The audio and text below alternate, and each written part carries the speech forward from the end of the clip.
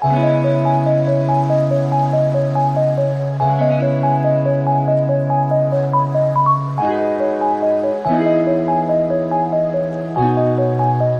പാർലറിന് വേണ്ടിയിട്ടുള്ള tablet pose ആണ്. ഇതിനകത്ത് നമുക്ക് ഇങ്ങനെ തന്നെ ഐറ്റംസ് എല്ലാം ആഡ് ചെയ്യാനുള്ള ഓപ്ഷൻസ് ഇവിടെ ഉണ്ട്. നമുക്കിവിടെ പോയി കഴിഞ്ഞാൽ ഐറ്റംസ് എന്നുള്ള ഓപ്ഷൻ ഉണ്ട്. ഇവിടെ നമുക്ക് ഇത് നേരത്തെ ആഡ് ചെയ്തിരിക്കുന്നതാണ്. ഇനിയിപ്പോൾ നമുക്ക് ആഡ് ചെയ്യണമെങ്കിൽ പുതിയ ഐറ്റംസ് ഒക്കെ ആഡ് ചെയ്യാനായിട്ടുള്ള ഓപ്ഷൻസ് ഉണ്ട്. നിങ്ങൾക്ക് ഇവിടെ കൊടുക്കാം പേര്, അതിനൊക്കെ അതിന്റെ പ്രൈസ് കാര്യങ്ങളെല്ലാം ഇവിടെ കൊടുക്കാനുള്ള ഓപ്ഷൻസ് ഉണ്ട്. അതിനൊക്കെ നമുക്ക് ഇത് എങ്ങനെയാണ് ഫാസ്റ്റ് ആയിട്ട് ബില്ല് ചെയ്യുന്നത് നോക്കാം.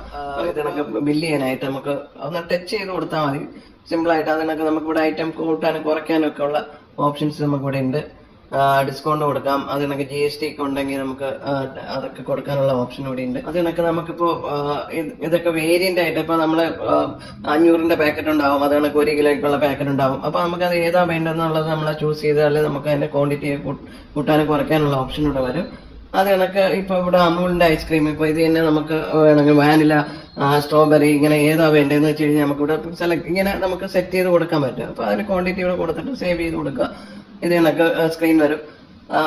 അതൊക്കെ എത്ര ഐറ്റം വേണമെങ്കിലും നമുക്ക് ഇവിടെ ആഡ് ചെയ്യാം. വളരെ ഫാസ്റ്റ് ആയിട്ട് ബില്ല് ചെയ്ത് കൊടുക്കാൻ പറ്റുന്നതാണ്.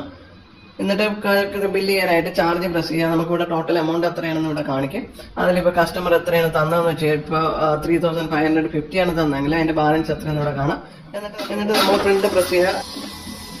ഇതേ കണക്ക് പ്രിന്റ് വരും. നിങ്ങളെ ഷോപ്പിന്റെ ലോഗോ, അഡ്രസ് എല്ലാം ഇതേ കണക്ക് നമ്മൾ വെച്ച് സെറ്റ് ചെയ്ത് തരാണ് ചെയ്യുന്നത്. വളരെ ക്ലിയർ ആയിട്ട് കിട്ടുന്ന